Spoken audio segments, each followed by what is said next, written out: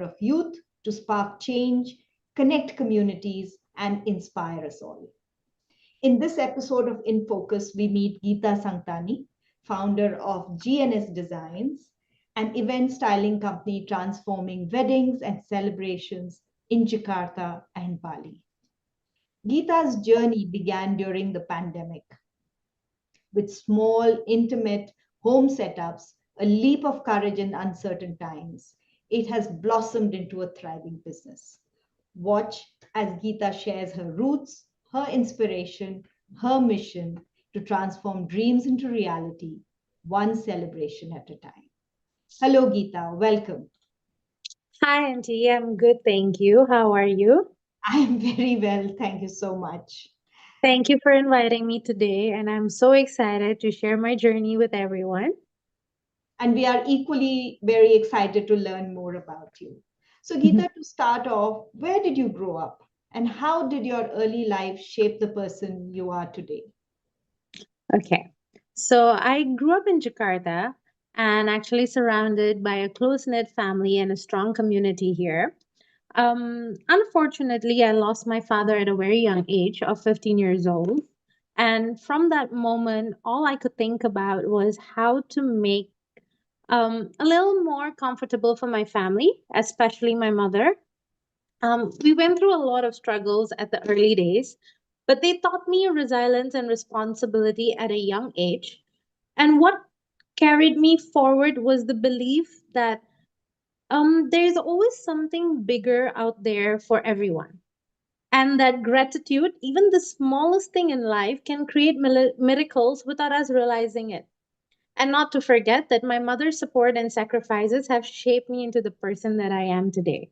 So that's a little bit about myself, that it was not an easy road, but here I am. And for everyone out there, it's possible. You don't have to come from uh, another place, or even if there's anything lacking in your life, don't think it's not possible for you, because it is possible. And here I am to show you that it is possible for everyone. That's really inspiring, Geeta. Mhm. And kudos to you. Well done. Thank you. What first inspired you to step into the world of events and design? Okay, don't be shocked by the question here. I'm actually a graduate of business in economics and finance. And I began my career as a university lecturer before discovering that my true passion lays in event and design. First and foremost, actually, I'm forever grateful to my aunt who first introduced me to this field, but above all, to my mother who has always been my strongest pillar of support. Her encouragement gave me the strength to pursue this path wholeheartedly, knowing that there are days that I don't come home, knowing that I have a meeting till 2 3 a.m. because it's wedding industry. She still patiently wait for me home no matter what, and I find that truly supportive for me, because not all mothers would be able to wait patiently at home without giving me 1,000 calls. But yeah, so because this is something that I truly love, I give 101% to everything that I execute, and I don't stop until it feels perfect to my eyes. So, you began during the pandemic. Yeah, actually, a little before. Yeah. My aunt introduced me to this field. Who is I your was aunt? working, Tell us Auntie about it. Poonam. Oh, Poonam Adnani. Yes.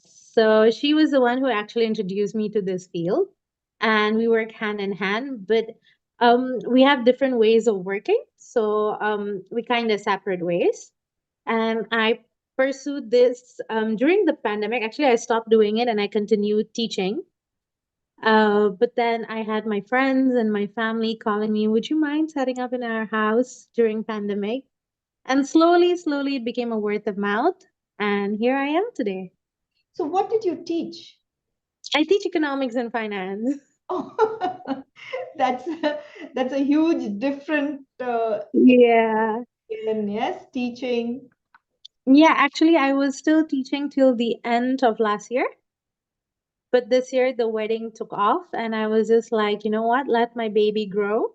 And then maybe in the future, I'll go back to teaching, because that's also another passion that I love, teaching. So, how did GNS Designs grow into what it is today and doing weddings in Jakarta and also in Bali? So, how did you find these people? How did they reach out to you? Okay. So actually, it grew step by step. I had a pandemic wedding, I had a home setup just for an intimate gathering. And I think through consistency, faith, and the trust of my clients, that actually made me the person I am today. And mostly, I gave my best no matter how small the event was. And word of mouth helped me move forward. There were also sleepless nights and many hurdles, but I always reminded myself that no matter what, we have to be grateful for every opportunity, even the challenges, because especially in events, things don't go perfectly smooth all the time. So these challenges are the one that shape me into the person I am. And also, let's not forget the God's grace. And like I've mentioned before, I have a village of well wishers. Like I am blessed to be able to be there because every time I go out or anytime I meet anybody, the well wishes that I get from them, and to tell them that, oh my God, I see you grow, I see from what you were first, that made me, oh okay, you know what, I can do better, I can be better. So I cannot forget my entire village of well wishers to be here today. That's so beautiful. It needs a village to raise a child, and it's your Exactly. village that has raised you into the person you are. Yes. But Geeta, what has been the toughest challenge you faced in building your business, and how did you overcome it? Okay, the first one that I cannot forget is how to balance everything. First of all, the physical exhaustion of not sleeping for days at an event, especially we all know how Indian event is. It's not one day, it's 3 days minimum. So the physical exhaustion and also the financial risks and also the pressure of being perfect. I am a perfectionist when it comes to my work. And even if that's not, and even if there's slightly that doesn't go according to plan, that's where my anxiety kicks in. And that has been the toughest part to balance everything. There were moments I actually felt very overwhelmed, but I always leaned on back to my faith, my family, and my partner for that. And they are the one who always tells me that you have done it before. What's new? Like really, what's new? So with having them as my backbone, and also the mindset that I've learned early in age of my hardship, that gratitude and persistence always open a way forward no matter what. So every challenge became a stepping stone. With each one, I feel I just became more stronger. Right. I think that's it's all about gratitude, resilience, and so accepting the support that is given to you. I think that's beautiful. Yeah. Geeta, you are known for your signature drapings and meticulous details. How did you develop your unique style? That actually started for draping. I had had a client coming up to me for draping, and I'm just like, I'm not sure if I like the draping. It feels it looks cheap. And then I started to brainstorm myself, and especially when I see Pinterest or any other inspiration, and I'm like, okay, this year is actually the draping season. How do I make it better? How do I change it from the old traditional way of draping in our Indian culture, and how to make it more modern and yet eye catching? So the draping has always fascinated me. And I feel that it's always timeless, versatile, and can completely transform a venue. So if you ask me, when you see a ballroom with and without a draping, it's completely different. Hmm. So I would always suggest my clients, please, can we drape the ballroom? If we have that little extra budget, can we just please? So over the years, experimented, I failed, and also until I'm able to refine how it became our signature. My attention to detail comes from basically valuing every small thing. So even if I see one drape is not equal to the other side, I get anxiety. Oh, so very, very So meticulous. that is why I believe that beauty in every little touches, and that, as I keep mentioning, is gratitude at every single moment can turn everything into a beautiful memory. This is the philosophy that I have lived in every GNS design decor. Right. Can you share one wedding or celebration that felt especially magical or unforgettable for you? Yes, actually, I have to be able to say at every event, I I feel that it's special for me because I'm able to meet different clients. I'm able to meet different personality of people in the industry, from the event organizer to the caterers. Everyone has different personality, from the sound and lighting, how we all combine to make it a successful production. And that is what intrigues me every time. But yes, I do have one wedding or celebration, maybe a few. I can't specifically mention one because, like I said, every client, every event is truly special. But I've had an opportunity that a client came up to me and be like, you know what? This is my theme. This is my outfit. Figure it out. Figure it out. Whatever you want to do, you do. Just imagine it's your wedding. How would you give the best possible way? And that is when I literally have my creative juices in, and I'm like, um that trust from a client is very humbling, and it motivates me to do my very best. When when I deliver, they're like, this is beautiful. I can't even begin to explain how truly rewarding that is. So when a client tells me this is more than what I expected, this is beautiful, this is out of a Pinterest board, my heart. I'm just like, you know what? I'm actually in the right field. I know that I'm doing something good. So you meet and exceed expectations. Yes, that's the aim always. Right. So, Geeta, looking ahead, what's your vision for GNS Designs and what advice would you give to young women who want to follow their passion, whatever it might be? Um, okay. So first of all, my vision is to grow GNS Design into a trusted name to heartfelt, elegant weddings in Indonesia and beyond, while staying rooted in authenticity and gratitude into our culture. My advice to young women is, um, what worked for me is saying grace for every little thing in life. Gratitude does the magic, even when life feels tough. There is always something to be thankful for because challenges are what shaped you.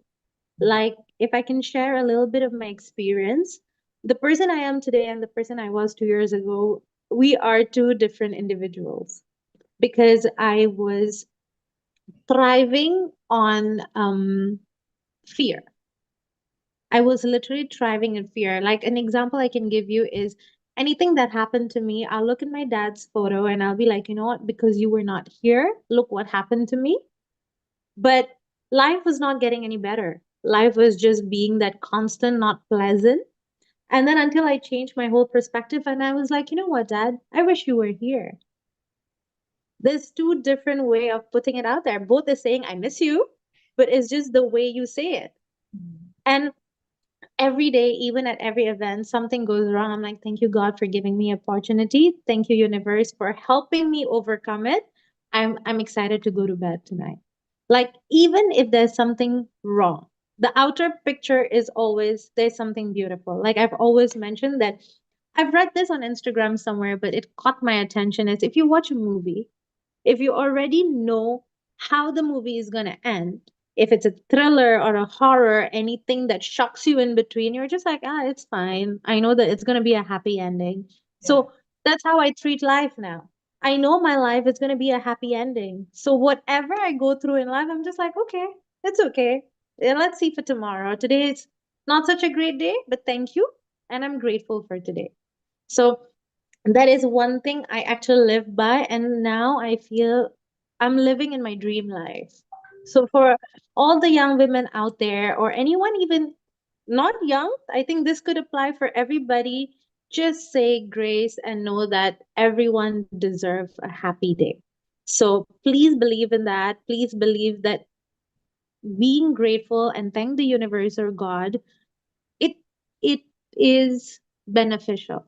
Like, another thing I can say is, for example, Auntie Poonam, I keep giving you a gift. Okay. And every time I give you a gift, you're just complaining about the gift. Next year I'll be like, why am I gonna give her a gift? She's not grateful.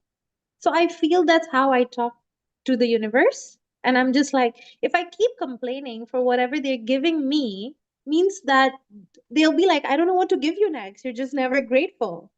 So that's when I changed my whole perception that even if things are not according to what I want, I still need to be grateful. So that's how it Thank you. is. Thank you, Geeta. I think that's a very beautiful way to live your life, to be in grace and gratitude, and to know that everything's going to be fine at the end.